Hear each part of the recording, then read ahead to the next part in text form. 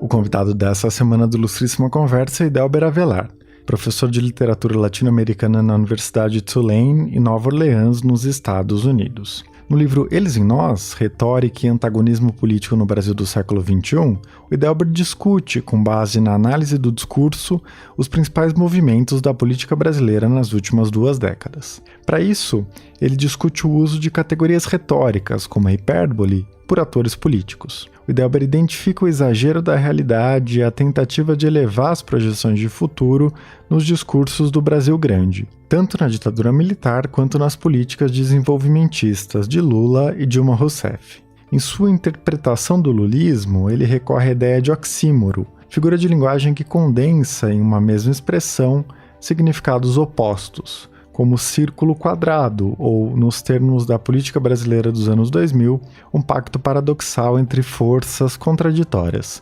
orquestrado por um presidente com um profundo domínio da retórica.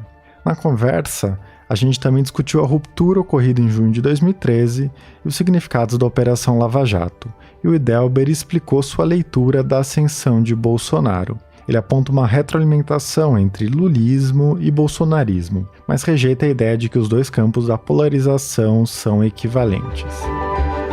Eu sou Eduardo Sombini e este é o Ilustríssima Conversa.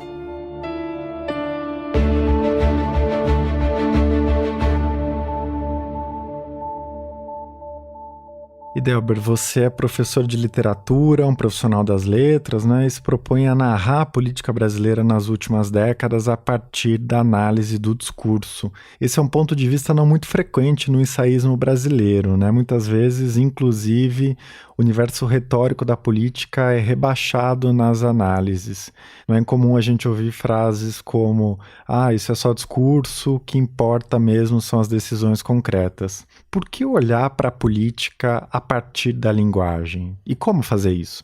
O estudo da linguagem e o estudo dos conflitos políticos são 2 campos que não se comunicam com muita frequência. As ciências sociais têm uma tradição de não prestar muita atenção à linguagem, porque nas ciências sociais trabalha-se, em geral, com a premissa, ainda que essa premissa seja tácita, seja não dita, de que a linguagem é uma espécie de veículo de comunicação neutro, de que o que importa é o conteúdo que está sendo transmitido e as ações que estão sendo executadas. E a linguagem seria uma espécie de invólucro neutro que carregaria o conteúdo do discurso para o seu destinatário. Por outro lado, nas faculdades de letras, nos últimos tempos, tem predominado uma abordagem na qual as questões formais, retóricas e as questões políticas se comunicam pouco. Eu achei que valia a pena analisar a política brasileira a partir desse ângulo, porque se você for pensar, inclusive no nível mais básico, elementar, rudimentar de análise, o nível, por exemplo, das palavras que apareceram, o português que se fala no Brasil transformou-se muito, especialmente na última década. A gente pode fazer uma coleção de palavras que não circulavam no português falado no nosso país 10, 15 anos atrás e que passaram a circular. Pré-sal, petrolão, lava-jato, junho. Todos esses são vocábulos que surgiram nos últimos 10 anos, basicamente, e que trazem outra perspectiva para a análise das lutas políticas. No livro, o que eu tentei fazer foi remeter essa análise do que aconteceu nos últimos 20 anos a projetos, perspectivas, campos de batalha que são constantes na sociedade brasileira. Então, nós sabemos que a sociedade brasileira tem uma tendência a organizar os seus pactos políticos em torno da amnésia. Nós esquecemos muito facilmente das coisas, mais do que os nossos vizinhos, muito mais. Isso está demonstrado, por exemplo, no legado das ditaduras militares, que na Argentina, no Chile, no Uruguai, incluíram uma revisão exaustiva do que aconteceu durante os regimes militares e incluiu, inclusive, uma série de juízos penais sobre torturadores, ditadores, etc. No Brasil, isso não aconteceu. E, evidentemente, esse tipo de situação coloca para o país uma dinâmica diferente, porque nós temos, creio eu, muito pouca consciência da história de certos termos. Então, para dar um exemplo entre muitos, a ideia do Brasil grande, a metáfora do Brasil grande, que pode aparecer com diferentes palavras, representada em diferentes termos, mas que ressurge na história do Brasil de uma maneira bastante sistemática. Nos governos de Getúlio Vargas, tanto no governo democrático como no governo ditatorial do Estado Novo, ela reaparece nos governos militares, particularmente na administração do Geisel, em que o Brasil projeta-se para o mundo como um parceiro da Alemanha na energia nuclear, como um país que reconheceu a independência de Angola antes de qualquer outro, como um país que estava ocupando, povoando e integrando a Amazônia ao projeto nacional. E essa metáfora ressurge com muita força nos governos lulistas. É bastante sintomático, indicativo, revelador, que depois da posse do Lula em 2003, vão aumentando os elogios explícitos à ditadura militar. Sempre há algum tipo de ressalva de que durante a ditadura torturou-se e matou-se, mas, nas palavras do Lula, aspas, as únicas vezes em que o Brasil pensou de forma estratégica foram nos governos de Vargas, JK e sob os militares. Esses elogios à ditadura militar não são tangenciais ao problema, eles não são aleatórios, eles não são um acidente, eles são parte constitutiva, integrante da forma como o lulismo passou a administrar o sistema de antagonismos da sociedade brasileira. Então, a observação mais minuciosa da análise do discurso em si, ele oferece ferramentas muito, muito úteis para análise política. Eu parto especialmente do que se chama, nas faculdades de letras, de análise do discurso em sentido estrito. É essa corrente que vem do pensador francês Michel Pechet e que é uma espécie de patinho feio nas faculdades de letras, porque não é literatura e também não é linguística. A turma da linguística trabalha com um arcabouço muito mais científico, formal, e a turma da literatura trabalha com um arcabouço muito mais humanístico. A análise do discurso atravessa esses dois campos de formas muito interessantes. Para a análise do discurso, o discurso é, por excelência, externo, material, ele acontece no mundo lá fora. Ele não é a expressão de uma interioridade do sujeito falante e ele não é a expressão tranquila de uma vontade do falante. O falante não o controla.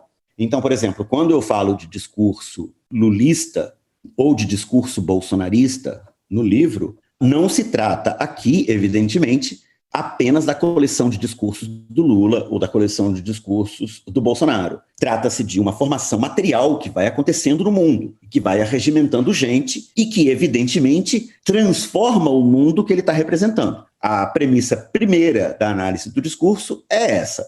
O discurso é um fenômeno material que transforma o mundo que ele está representando, de formas nem sempre visíveis para o falante. Então é mais ou menos por aí que eu achei que valia a pena rastrear a história de certas palavras, a forma como os discursos dos vários agentes políticos se comportaram nesses últimos 20 anos. Certo, e para a gente continuar nessa ideia da hipérbole na política brasileira, né, essa noção do Brasil grande, você pode falar um pouco mais sobre as continuidades que você enxerga entre as grandes obras da ditadura militar e a nova matriz econômica de Dilma Rousseff, né? Ou seja, como o resgate de alguns termos você lembra de planejamento, de estratégico, de nacional. Nesse plano discursivo indica uma nova proposta de investimentos públicos que aparece nessa política econômica desenhada na gestão Dilma? Você viu muito bem. A recorrência de certos termos, ela é indicativa também da predominância de certas políticas. Em vez de contar a história desde Vargas, passando por JK, a ditadura, Lula e Dilma, eu vou começar ao revés. Nos primeiros pronunciamentos do Lula, em 2003 e 2004, você observa uma mudança bastante clara com relação ao discurso do Lula nos anos anteriores. Não se tratava simplesmente de que o Lula estivesse adotando um perfil mais moderado, mais conservador, mais conciliador. Isso já foi bastante tratado na bibliografia. E todos nós que estudamos política brasileira sabemos que a Carta aos Brasileiros, por exemplo, de meados de 2002, um pouco antes da eleição, marca um ponto de inflexão na trajetória do PT. Mas a posse, em janeiro de 2003, coloca para circular, depois da posse, coloca-se para circular, Lula coloca para circular, um tipo de discurso que não aparecia com muita frequência na história do Partido dos Trabalhadores. Eu fui militante do PT ao longo da década de 80 e nós jamais diríamos, por exemplo, que, como disse o Lula em Ouro Preto, março de 2003, se não me engano, maio de 2003, que ele disse que eu já estou cansado de ouvir falar em imperialismo, o que nós precisamos é resolver os nossos problemas para a resolução dos dilemas brasileiros. O que nós precisamos é de força de vontade, é de entender que nós somos um grande país, que nós temos um grande destino. Nos discursos do Lula, em 2003 e 2004, curiosamente, Eduardo, não aparecem antagonistas. Não há antagonistas. Os antagonistas têm o nome de preguiça do brasileiro, falta de autoestima do brasileiro, a nossa tendência a colocar a culpa dos nossos problemas em agentes externos. O inimigo, ao longo dos anos de 2003 e 2004, para o lulismo, o inimigo não tem CPF. Ele não tem nome, ele não tem endereço, ele atende pelos nomes de falta de autoestima, falta de coragem, falta de etc. Depois de 2005, há uma inflexão bastante diferente com o mensalão, que chega ao paroxismo nos anos Dilma, em que se repetem reiteradamente os adjetivos nacional e estratégico e o substantivo planejamento. Planejamento nacional e estratégico é um sintagma que circula muito no governo Geisel e volta a circular intensamente nos governos lulistas, especialmente na segunda metade do segundo mandato do Lula e já com anabolizantes no governo Dilma. Esse sintagma, planejamento nacional estratégico, ele traz consigo uma série de premissas. Ele traz implicitamente, silenciosamente, a premissa de que o Estado é capaz de gerar crescimento indefinidamente com a sua própria ação de agente de fomento desse crescimento. Ele traz consigo a premissa de que as variáveis do comportamento dos agentes econômicos são calculáveis a partir de uma inteligência estatal. Então, tomemos, por exemplo, o caso do 11 de setembro do setor elétrico, que eu trato com bastante detalhe no livro, que é uma série de medidas em que o governo Dilma tentou terminar o ano de 2012 com uma grande vitória política, que seria uma redução de tarifas, uma redução maior para os consumidores, mas uma redução também para a indústria, que estaria acoplada à assunção das empresas estaduais a um determinado plano, que é uma iniciativa muito própria do que eu chamo de escola Dilma Manteiga de economia, que é essa ideia de que você vai produzir determinados estímulos, mais ou menos como um laboratório em que está um cãozinho pavloviano, e que os agentes reais da economia lá fora vão se comportar como você espera. Os agentes não se comportaram como a Dilma esperava. A CEMIG não entrou, a Companhia de Eletricidade de São Paulo, a Companhia de Eletricidade do Paraná, nenhuma dessas entrou no arranjo proposto. E o que nós vimos a partir de então foi uma sequência que incluiu dezenas de decretos que tratavam do setor elétrico e que, em muitos casos, eram decretos que estavam tentando corrigir distorções criadas por decretos anteriores. Essa leitura voluntarista da economia, ela foi muito própria do governo Dilma. Ela não começou com o governo Dilma, ela estava presente já nos 2 últimos anos do governo Lula, mas ela se exacerba muito no governo Dilma, e ela, no caso do setor elétrico, por exemplo, produz uma quebradeira e uma perda notável do valor das ações das companhias elétricas. Então, esse modelo de imaginar que o Brasil está destinado a uma espécie de grandeza em que nada lhe é negado, ela tem sido uma constante. Um exemplo clássico, que é o da indústria naval, que foi tentado 3 vezes, com 3 fracassos. Foi tentado sob Juscelino, foi tentado sob a ditadura militar e foi tentado de novo sob o governo Dilma. A simples ideia de que a gente pode escolher comprar navios e investir o dinheiro, por exemplo, em estradas, porque afinal de contas é tão óbvio, né? Navio você pode comprar, estrada você não compra, estrada você tem que fazer. Esse tipo de cálculo que é próprio de uma sociedade democrática, onde nós vamos alocar os recursos, esse tipo de cálculo ele foi banido da reflexão sobre o Brasil, porque, claro, a concepção de Brasil grande acha que pode fazer tudo. E achando que pode fazer tudo, você acaba, enfim, não fazendo nada. Bom, para a gente passar para outro tópico relacionado a isso, né? O livro tem 2 capítulos muito interessantes em que você dialoga com algumas das principais leituras das ciências sociais sobre o que passou a ser chamado de lulismo. Você entende esse conceito como um regime particular de gerenciamento dos antagonismos no sistema político do Brasil. Nessa sua reflexão, a ideia de oxímoro aparece como a raiz discursiva do lulismo. Você pode explicar o que esse termo significa e por que você recorre a ele para sintetizar essa matriz discursiva? Sim, sim. O sistema político brasileiro tem uma característica que o distingue muito claramente dos outros países latino-americanos. No Brasil, o sistema político funciona a partir de um arranjo que o Marcos Nobre descreveu como PMDBismo. O PMDBismo é um arranjo em que se combinam as representações proporcionais, o presidencialismo e a construção de supermaiorias que são posteriores à eleição do presidente, ou seja, o presidente se elege e aí ele tem que ir construir a sua maioria no Congresso, o que acontece invariavelmente através de uma política de chantagens, subornos, sempre a portas fechadas e sempre baseada na produção de supermaiorias, a partir do poder do veto, né? Na medida em que os membros da coalizão dominante têm interesse em que a coalizão dominante não inche demais. Esse esquema PMDBista funcionou no Brasil desde Itamar Franco, mais ou menos. A razão pelo qual o Collor caiu é que ele não conseguiu implementar um arranjo PMDBista. Ele funciona muito bem no governo Fernando Henrique Cardoso, funciona muito bem no governo Lula, funciona já com alguns problemas, mas funciona relativamente bem no governo Dilma até junho de 2013. Só que o lulismo traz uma outra forma de administrar esses antagonismos, que é diferente da forma como o Fernando Henrique havia feito. E eu achei que a categoria de oxímoro, um parênteses para os leitores, tem um dicionarista, Oais chama oxímoro, Aurélio chama oxímoro, qualquer uma das suas pronúncias está valendo.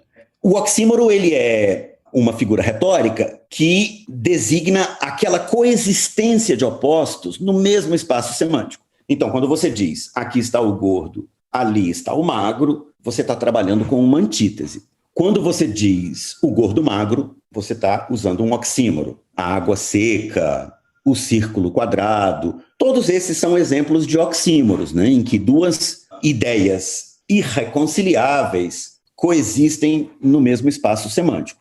O oxímoro foi a estratégia lulista porque, no caso do lulismo, a ida do PMDB para o governo em 2005 forçou a administração federal a um novo arranjo. O petismo não poderia sobreviver sem manter a sua base acesa. É uma base que o tucanato não tinha. O petismo tinha e tem, até certo ponto, uma base social real, nos sindicatos, nas universidades, nos movimentos identitários, etc. Essa base radical funciona em um discurso que nós poderíamos chamar aqui, exagerando um pouco, um discurso bolchevique. Esse é o discurso e a prática que o lulismo fomentou para sua base. Por outro lado, a prática de administração de governo também incluía gestos e escolhas que eram patentemente contraditórias com aquele discurso. E é por isso que tanta gente chama o PT de hipócrita, chama o Lula de hipócrita. Para mim não se trata de hipocrisia, é um arranjo retórico. É um arranjo retórico que foi encontrado para que o sistema de antagonismos brasileiro, que é tão escorregadio, pudesse ser traduzido em administração do aparato estatal. Então, o oxímoro lulista enfim, há 1000 exemplos. O Lula, de manhã, faz um comício inflando a sua base contra a Rede Globo, massacrando a Miriam Leitão, e de tarde ele nomeia Hélio Costa. para ministro das Comunicações. O Hélio Costa foi o ministro mais longevo do governo Lula, ele esteve lá o tempo todo. E ele é o representante das organizações Globo na política. Isso não é segredo para ninguém, pelo menos era. Você faz um comício para a base, massacrando a Marina Silva, dizendo que a Marina Silva é neoliberal que vai vender a Amazônia, que ela é uma fundamentalista evangélica, né? Você massacra a Marina com um discurso bolchevique. A Marina está à direita demais, isso é direita demais, isso é inaceitável. A trupe de ex-jornalistas em atividade, capangas digitais que o lulismo contratou ao longo da sua década e meia no poder, sistematicamente se referia a Marina como igualzinho a Bolsonaro. Tem declarações dos jornalistas lulistas dizendo que Marina é igual a Bolsonaro. Ao mesmo tempo em que fazia isso, o lulismo entregava a gestão da política agrícola do Brasil para Blairo Mag, o rei da soja.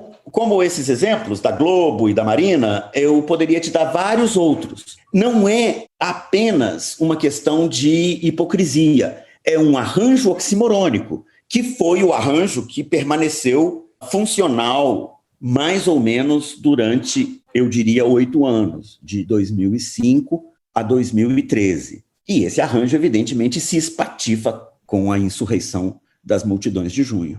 E com isso a gente chega a junho, né? Esse é um dos temas mais disputados no debate político brasileiro. Uma parte da esquerda vê essas manifestações como as responsáveis pelo sentimento antissistema, teria desaguado na Lava Jato, na prisão de Lula, na eleição de Bolsonaro. Você se opõe a essa posição, né? Você recusa essa ideia de culpa de junho e coloca muita ênfase nas respostas atrasadas ou mesmo nas não respostas, tanto da presidente quanto do sistema político às demandas das ruas. O que a gente pode e o que a gente não pode atribuir a junho? O que você considera mais importante para a gente entender esse grande acontecimento?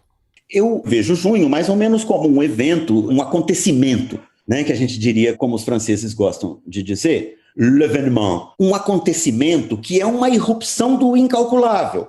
Ninguém imaginava, ninguém sabia, ninguém previa. Nem nós mesmos, que estávamos nas ruas, prevíamos ou imaginávamos que milhões e milhões e milhões de brasileiros sairiam às ruas de repente, a partir de um estopim que foi o banho de sangue do dia 13 de junho de 2013, nas imediações da Avenida Paulista. Foi um banho de sangue, ninguém me contou, eu estava lá. E aquele acontecimento, ele é um acontecimento, ou seja, você não pode tratar um acontecimento como se ele fosse um sujeito pensante, certo?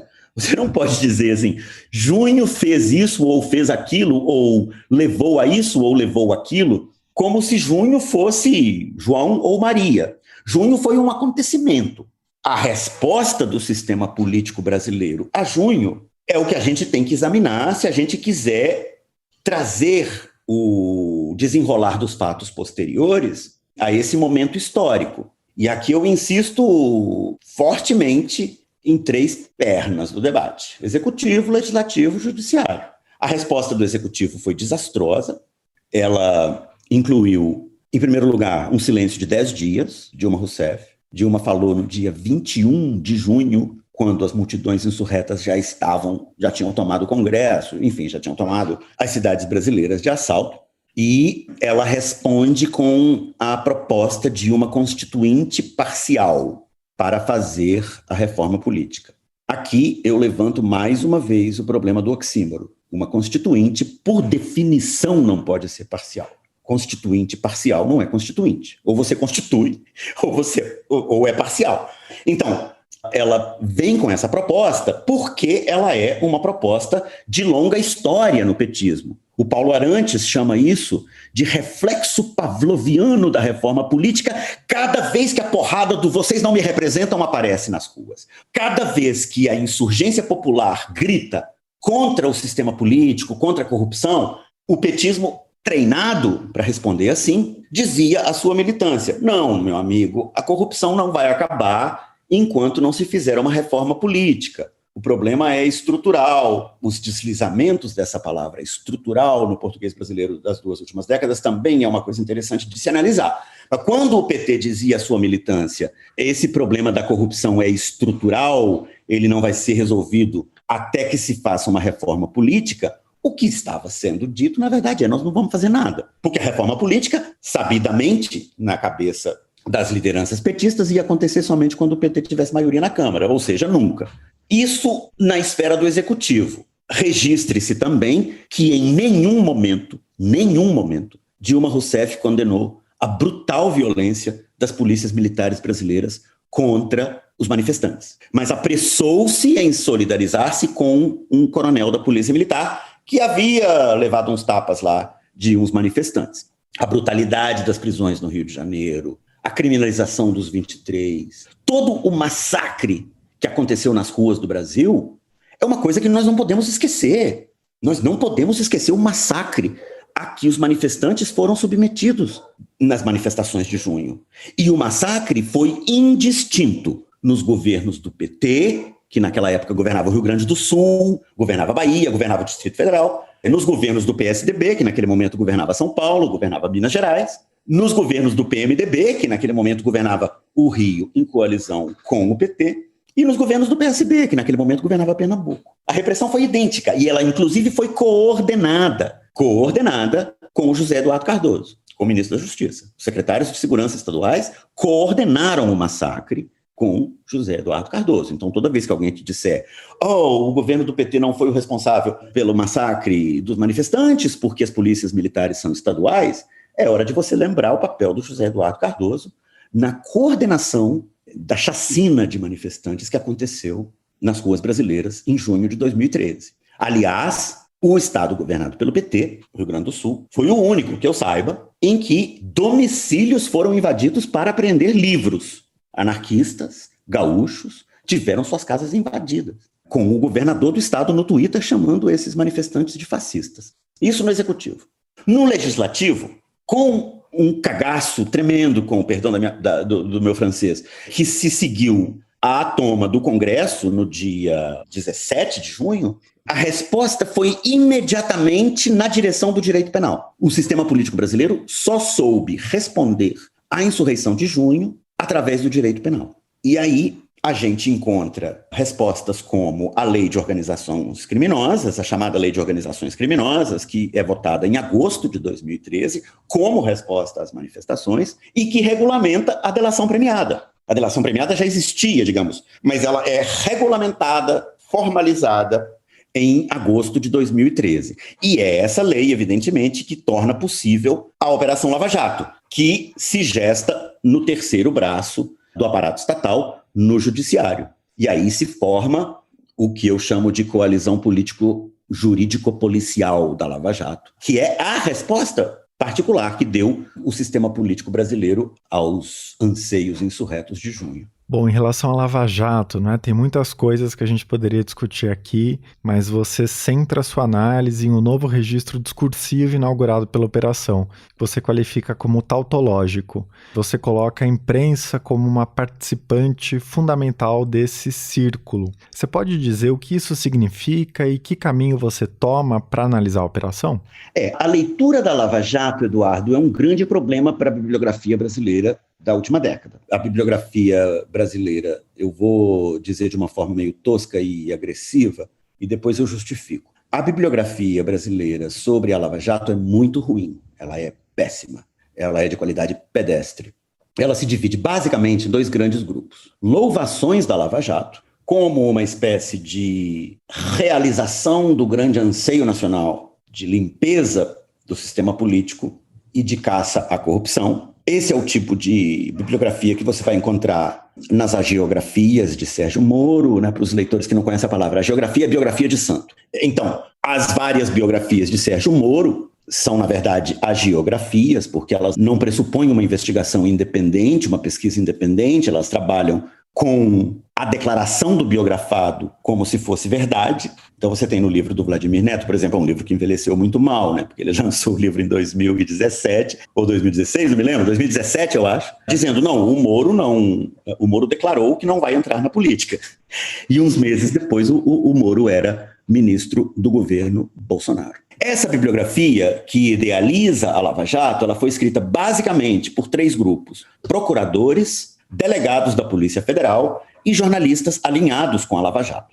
Por outro lado, dada a hegemonia do lulismo e do parapetismo nas ciências sociais brasileiras, a bibliografia sobre a Lava Jato que se escreve daí, desse lugar, também é uma bibliografia bastante pobre. Se você toma o livro do Gessé Souza, por exemplo, A Elite do Atraso, da escravidão à Lava Jato, ele diz que a Lava Jato era o produto de uma conspiração dos Estados Unidos, da Rede Globo, dos manifestantes de junho, dos marcianos e dos Illuminati contra o governo do PT. Foi bastante difícil navegar essa bibliografia e eu, desde sempre, desde o começo da Lava Jato, eu tinha uma convicção de que a Lava Jato representava um bloco político. Eu sou essencialmente agnóstico para analisar a política. Para mim, nenhum ator político tem o monopólio da virtude. E eu analiso a operação dos discursos ali, na teia de relações que aqueles discursos armam.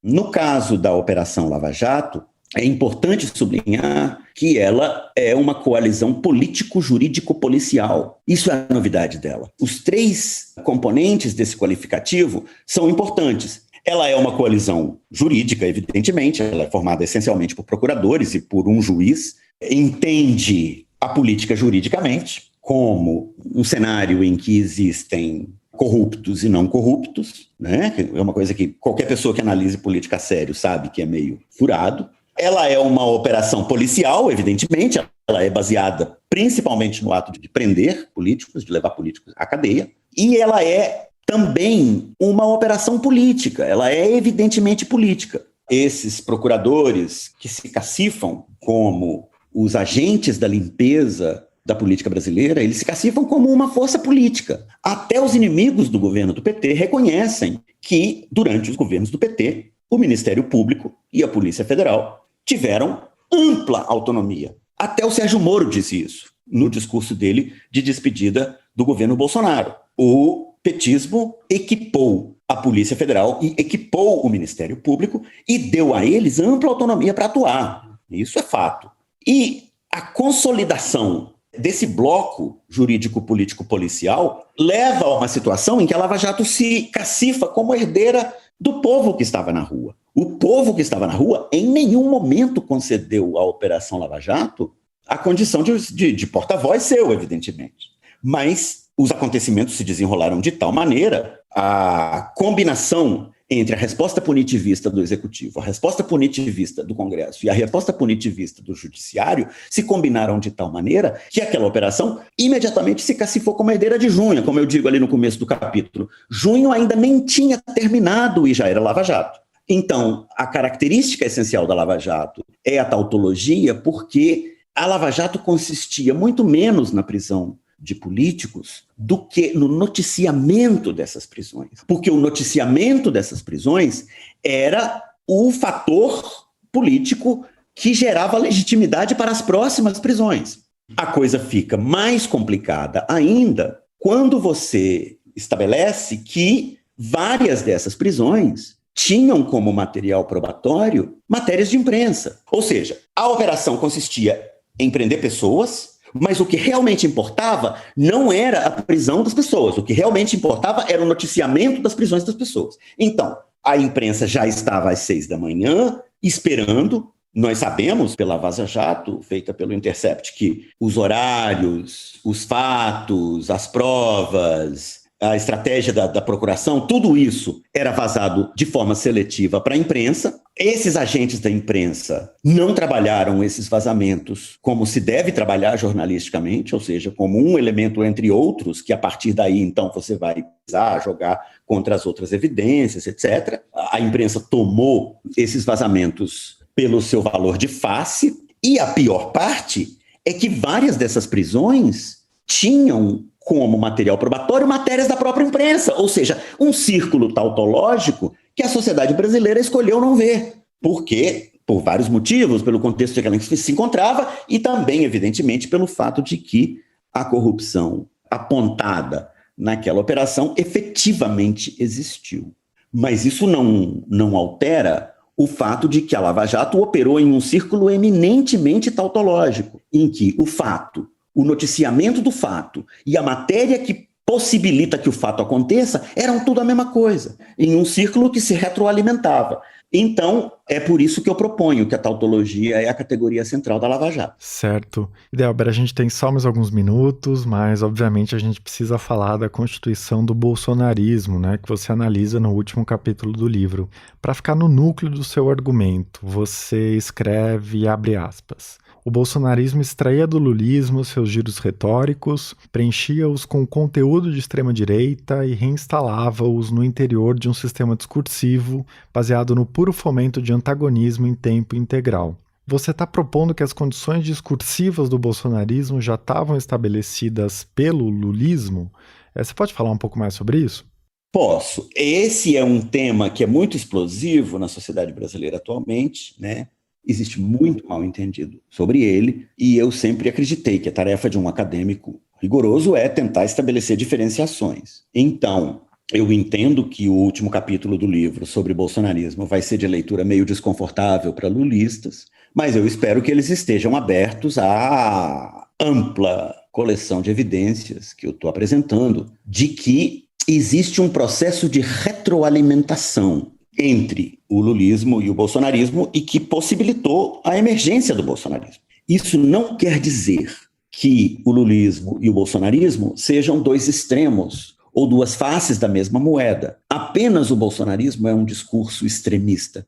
O lulismo não é um discurso extremista. No entanto, a cocção do ressentimento que se gestou ao longo da era lulista é um elemento constitutivo do bolsonarismo, não dá para negar isso é negar a realidade. Eu acho que você não entende o bolsonarismo sem um passeio profundo pelo Brasil Central. Esse enorme naco de Brasil foi se gestando ao longo dos anos lulistas um ressentimento que advinha exatamente daquele arranjo oximorônico. Então, já em 2013, 2014, eu apontei em algum lugar que eu não sabia qual forma tomaria a rebelião antipetista, mas eu sabia que a rebelião antipetista contaria com uma série de caixas de supermercado formados em pedagogia e direito.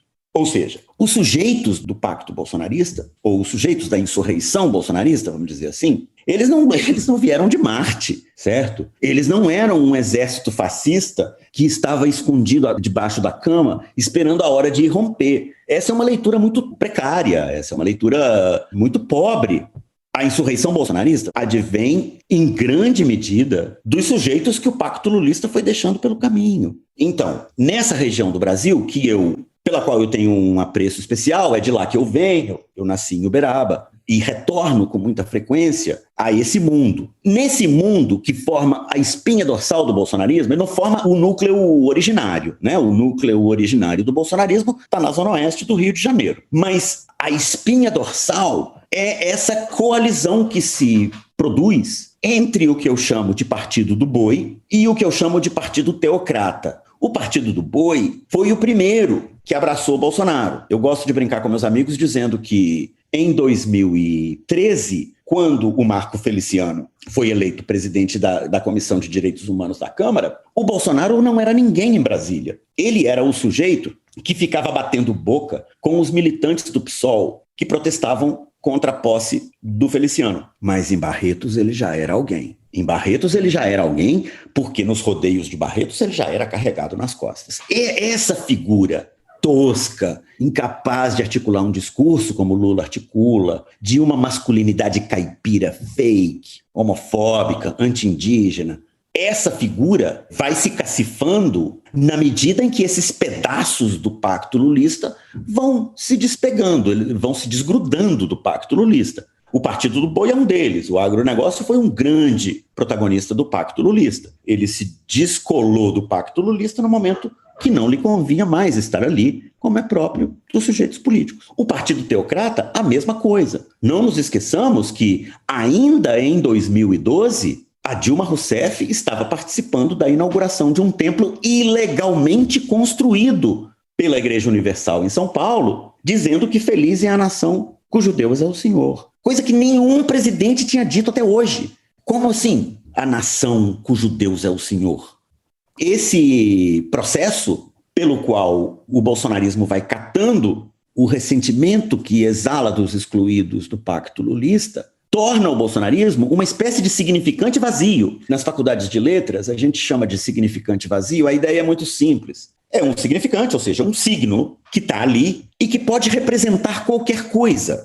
Ele pode adquirir qualquer conteúdo, porque ele está colocado em uma posição em que o que importa não é o conteúdo que ele transmite, e sim a posicionalidade dele no interior daquele feixe de forças. Então, no caso do bolsonarismo, o conteúdo é menos importante, me parece, para entender o bolsonarismo, do que a forma como o bolsonarismo se cacifa para milhões de brasileiros como o representante da possibilidade de antagonismos. Lembre-se, nós estávamos em um pacto em que os antagonismos eram tratados embaixo da mesa, com negociatas, em cima do esquema do toma lá da cá. E quando esses antagonismos irrompem em junho, a única resposta do petismo, do sistema parlamentar e do sistema jurídico é a repressão, é o Código Penal. E nesse momento, então, o bolsonarismo passa a ser uma espécie de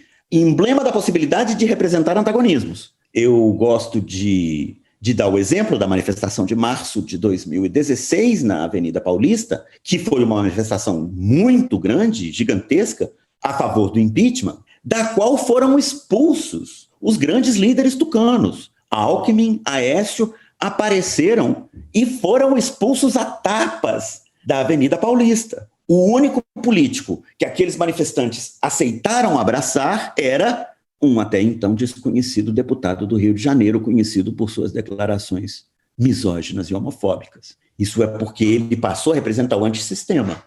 Delber, para insistir um pouco nessa questão, né? Você diz que o Bolsonaro soube capturar o que funcionava bem na retórica lulista, como, por exemplo, os ataques à imprensa, e potencializar isso de uma forma inédita, fazendo com que essas estratégias ganhassem um caráter destrutivo também inédito.